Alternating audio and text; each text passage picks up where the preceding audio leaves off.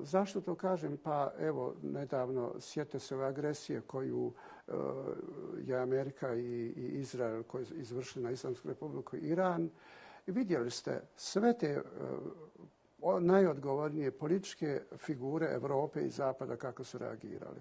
Dakle, svi su stali na stranu tog entiteta zla. Svi su rekli kako agresor ima pravo da se brani. Neki od njih, poput recimo njemačkog kancelara, je čak rekao zahvaljujem vladi Izraela jer odrađuje vrlo prljav posao umjesto nas. A taj prljavi posao, znate i sami šta je, dakle ubijanje muslimana, za njega je odrađivanje prljavog posla.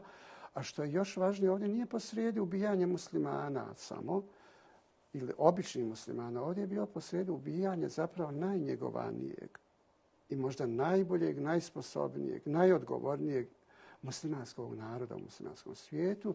Iranskog naroda čija povijest se mjeri desetinama hiljada godina. To je nacija koja nikad nije bila pokorena, koja nikad nije bila kolonizirana.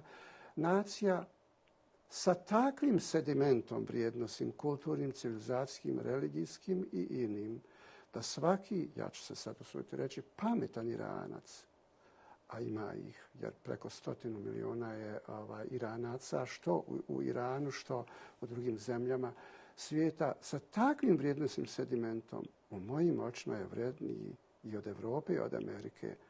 I naravno njihovi dušmani su to znali.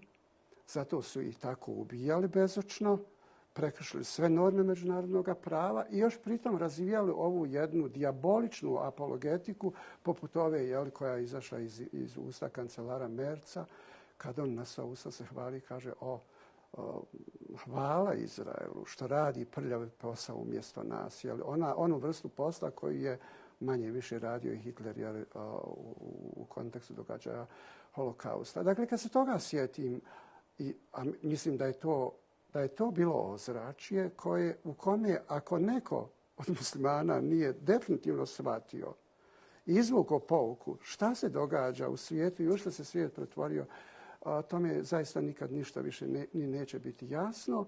I iz tog konteksta gledajući ja zapravo vidim da ta rezolucija nije dotakla te ljude, da oni mogu odglumiti empatiju i bol i ne znam, izvršiti neku vrstu obilježavanja modula memorije ili kako god to možemo nazvati, ali ja moram reći da kako god Bošnjake u Bosni i Hercegovini nema ko da brani i štiti, ali zaista niko, osim ako se oni sami definitivno u ruke ne uzmu, pa se ne podignu, pa ne postanu pametni i sposobni, poput Irana koji hoće neće mora da ima tu atomsku bombu, jer to je jedina garancija da će biti zaštićen.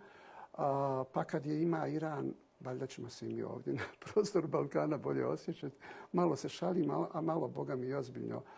Mislim, dakle, hoću da kažem, kao što se Bošnjaci ovdje ne osjećaju zaštićeno, tako se ni muslimani danas više u svijetu ne osjećaju zaštićeno, osim onih malobrojnih muslimanskih nacija koje imaju atomsko oružje. One mogu mirno da spavaju.